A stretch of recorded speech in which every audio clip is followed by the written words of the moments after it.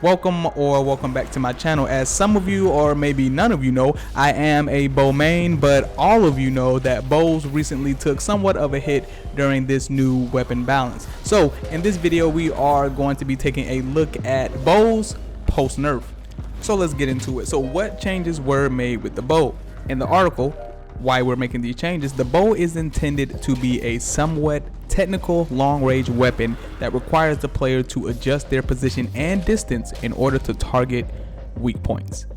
But as it stands, attack performance is sufficient without having to aim at weak points from a distance. I do agree with that. You can aim the bow literally anywhere on a monster and do really good damage. With that in mind, we adjusted it to make it more important to maintain an appropriate distance and position and to accurately aim at weak points. I agree with that again. You could be a mile away and still do crazy damage with a bow. In turn, we have also made improvements, including making perfect evades more adventurous, which had been a point of frustration for hunters. So to sum all that up, damage reduction when there is a distance between you and a monster will be greater. So the further back you are, the more damage drop off there will be. All large monsters will be more resistant to shots aimed at non-weak parts. Aim for their weak parts. Break off parts, be more accurate with the bow. A perfect evade will now increase the charge level by 2. That is low-key a sleeper. If you are good with evading with the bow or just good with evading, you do get rewarded for risking reward even with the bow. The speed of rapid arrows will slightly increase for better accuracy when attacking the target part. So rapid arrows move faster, so they're able to hit those target parts, being more accurate.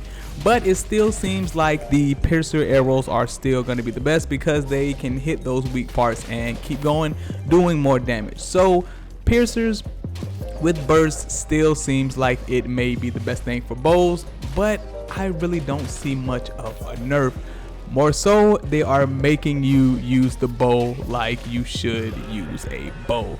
Have a decent distance, be accurate with it, aim for those parts. And honestly, to me, it makes me feel more like a badass when I'm sliding around with this bow, breaking off monster parts. They just falling off the bone. I love it. And of course, before I go, I am going to give y'all my current bow build. And remember, this is my bow build. Feel free to give suggestions as well as comments down in the comment section. But remember, this is my build. This is what I'm using, so deal with it. Like I said before, I am still using the Black Diablo's bow because the piercer arrows with this update is going to be key. Because piercer arrows, they're going to hit and they're going to keep going, dealing more damage on those weak points because that's what we're aiming for. First off, we are going to go with the Puke hood. I'm sure a lot of you already knew I was going to go with that. It does give us a level of focus, which shortens your charge time for weapons with charge attacks by 5%, and fills your spirit gauge by 5%, and it varies with levels, as well as it gives you a health boost. Next is going to be the chest piece. So I'm going to give you guys two options for this chest piece. First, you can go with the Anjaneth's chest piece, which does give you a special boost, increases the damage to special skills by 10%, and it goes up by 5 depending on level.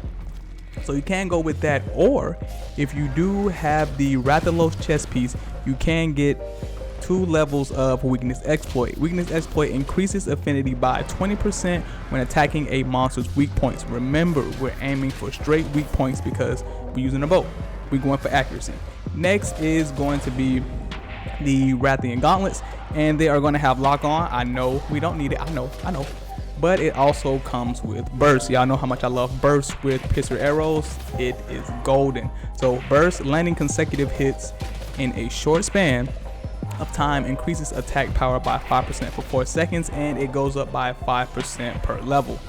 Next is going to be the waist, and I'm just going to give y'all this free slot for the waist because you can go with the Rathian waist if you want another level of burst, but me, I am going to go with the Diablo's waist because I am going to go with part breaker.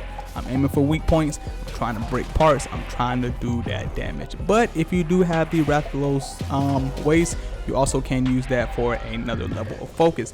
And last but definitely one of the most important is going to be the Geratodontis legs because it gives us that extra level of focus. We're running the bow, we need that focus. And that is going to be it for this one, guys. Honestly, I don't think this is a bad update for bows. I'm just going to call it an update because I don't feel like it's a nerf. It's just making you use the bow like you're supposed to use the bow. Gotta be more accurate, gotta aim for those right parts, and honestly, I like it, I enjoy it. Like, I still feel like my bow still hits heavy, it still hits hard. Let me know what y'all think down in the comments. Of course, if y'all found this helpful in any way, you already know what to do. Hit that thumbs up button and that sub button, and I'll see y'all in the next one.